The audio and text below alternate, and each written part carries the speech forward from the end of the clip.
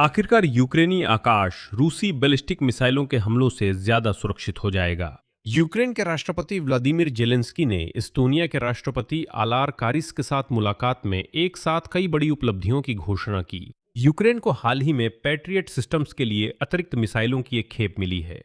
Kyiv में Trump के प्रतिनिधि कीट केलॉग के आने और राजधानी में इच्छुक देशों के गठबंधन की बैठक होने का भी यही कारण था। पेट्रियट मिसाइलों के अलावा यूक्रेन को क्रताल सिस्टम्स मिसाइलों के साथ और अलग से AIM मिसाइलें भी मिलेंगी।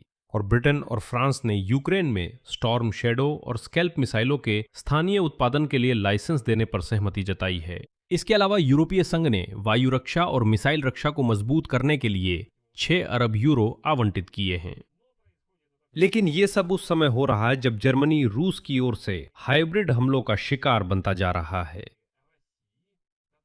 जिससे ये बिल्कुल पसंद नहीं आ रहा कि यूरोप गंदी रूस से डरता नहीं है और यूक्रेन की मदद बढ़ा रहा है।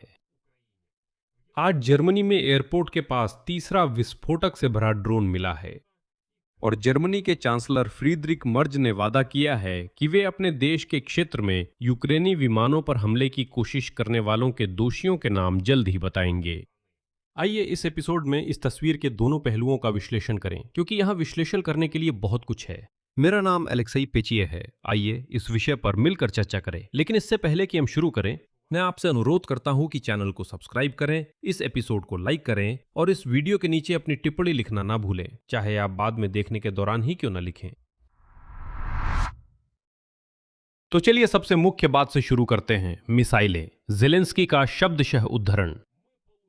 मैं ये नहीं बताऊंगा कि किस देश से कुछ करताल एयर डिफेंस सिस्टम्स और उनके लिए मिसाइलें मिलने की पुष्टि मिली है, और साथ ही हमें AIM मिसाइलें भी मिली हैं। ये हमारे लिए बहुत महत्वपूर्ण मिसाइलें हैं। हम इनका इस्तेमाल दुश्मन की मिसाइलों को गिराने के लिए करते हैं।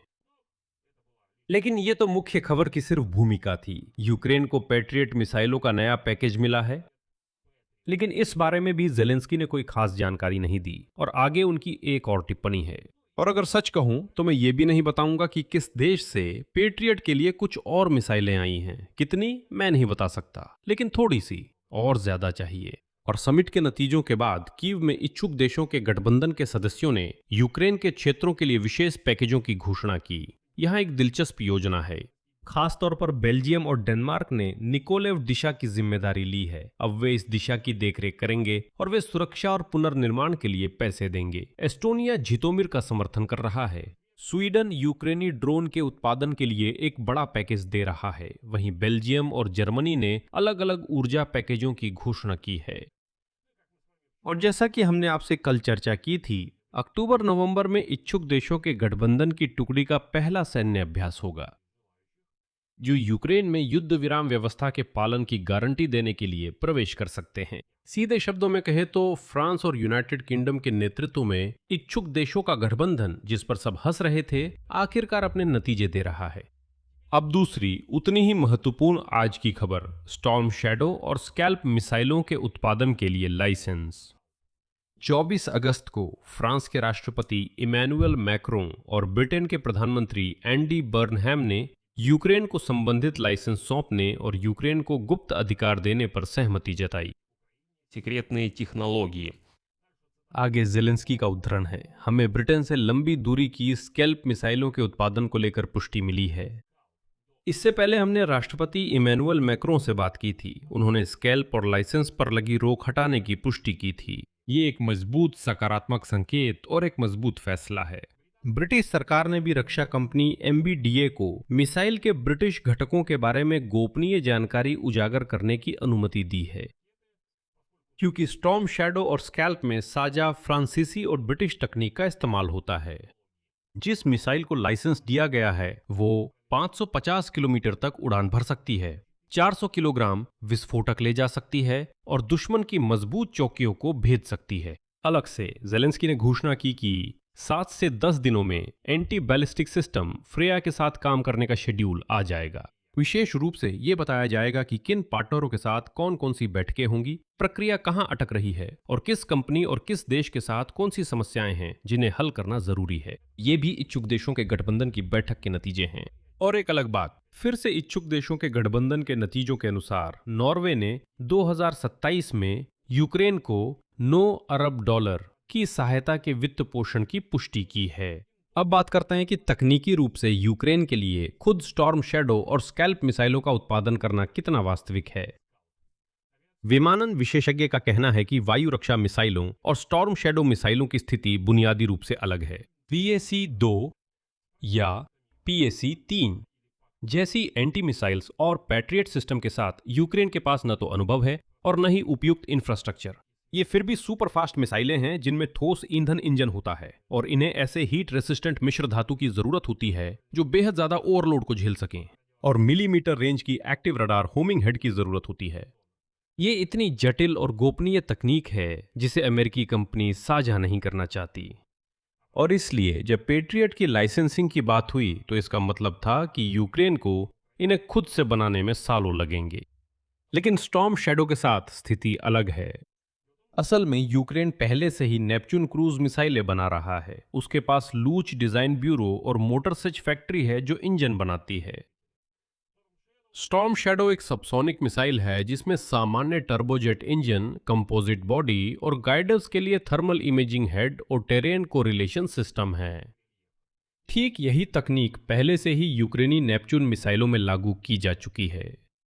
समय सीमा की बात करें तो जब तैयार किट्स भेजी जाती है और उनकी असेंबली यूक्रेन में ही होती है तो बड़े मॉड्यूलों वाली असेंबली की तैनाती 6 से 12 महीनों में संभव है, और पूरी तरह से उत्पादन का स्थानीयकरण होने में 5 साल तक लग सकते हैं। इन योजनाओं पर क्रेमलिन की प्रतिक्रिया भी बहुत कुछ बताती है। आज पुतिन के प्रेस सचिव डिम्का पेस्कोव ने कहा कि रूसी खुफिया एजेंसी पहले से ही उन जगहों की तलाश कर रही है जहां यूक्रेन में ऐसे हथियार बनाए या जोड़े जा सकते हैं ताकि उन पर हमला किया जा सके। और आप जानते हैं, रूस को यह बात बिल्कुल पसंद नहीं आ रही कि यूरोप जंगली रूसियों से डरा नहीं और उसने यूक्रेन की मदद बंद नहीं की, बल्कि वो मदद और भी बढ़ा रहा है। और इसी वजह से रूस पूरे यूरोप में अपनी तोड़फोड़ की गतिविधियां बढ़ा रहा है। सीधे हमला करने से तो वे डरते हैं, जैसा कि हमने देखा रूस वाले डरपोक चूहे हैं, वे सीधे हमला करने से डरते हैं। आज पता चला कि 14 अगस्त को रूसिया काबेल्सकेटल की कम्यून के एक खेत में लाइप्जिग हवाई अड्डे के पास एक और ड्रोन मिला था, और अगले ही दिन करीब 50 ग्राम विस्फोटक भी मिला, शायद हेक्सोजीन था। ये सब, जैसा कि आप समझ सकते हैं, जर्मनी में हो रहा है। डेर स्पीगल के अनुसार जो ड्रोन मिला था वो खराब था और विस्फोटक में धमाका नहीं हुआ। कानून प्रवर्तन अधिकारियों का मानना है कि ड्रोन 3 हो सकते थे। ताकि आप समझ सकें, ये यूक्रेन पर हमले की कोशिश की कहानी का ही हिस्सा है। यूक्रेनी विमान जर्मनी में लाइप्जिग हवाई अड्डे पर। यहां मैं आपको घटनाक्रम की याद दिला दूं। पहला ड्रोन जिसमें विस्फोटक था 4 अगस्त को ही हवाई अड्डे के क्षेत्र में मिला था। उसका डेटोनेटर भी काम नहीं किया। वो यूक्रेनी सैन्य परिवहन विमान के पास ही मिला था।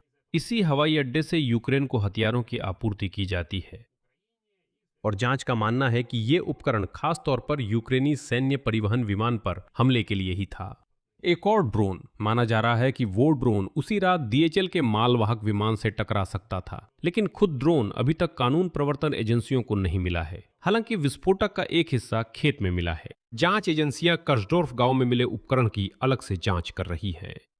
ये उपकरण उसी ड्रोन को नियंत्रित करने के लिए इस्तेमाल किया जा सकता था। DHL के अनुसार उपकरण के पास 4 साल अल्पासमेत को हुए विस्फोट के निशान मिले हैं। लगभग उसी समय जब यूक्रेनी विमान के पास ड्रोन दिखाई दिया था, एक एंटीना और सिग्नल रिट्रांसलेटर मिला जो ड्रोन के सिग्नल को मजबूत कर सकता था। इस मामले की जांच अभी जर्मनी की संघीय आपराधिक पुलिस एजेंसी जनरल प्रोसिक्यूटर के कार्यालय के नेतृत्व में आतंकवाद के संदेह में कर रही है।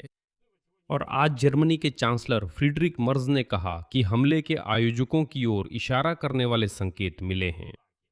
उनके अनुसार दोषियों के नाम उनकी संलिप्तता की पुष्टि के बाद बताए जाएंगे, और जो हुआ है वो बिना परिणाम के नहीं रह सकता। जर्मन सरकार के प्रतिनिधि विशेष रूप से रूसी खुफिया एजेंसियों की संभावित संलिप्तता पर विचार कर रहे हैं।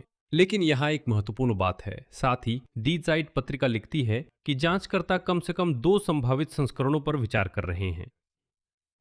ये रूस की संलिप्तता और यहां तक कि फॉल्स फ्लैग के तहत यूक्रेन द्वारा हमले के आयोजन की संभावना है। आखिरकार फ्रीडरिक मर्ज ने कहा, उदाहरण, कोई भी हमला और डराने धमकाने की कोशिशें पुलिस को नहीं रोक सकती। वह सहायता और समर्थन जरूरी है जो बर्लिन यूक्रेन को दे रहा है।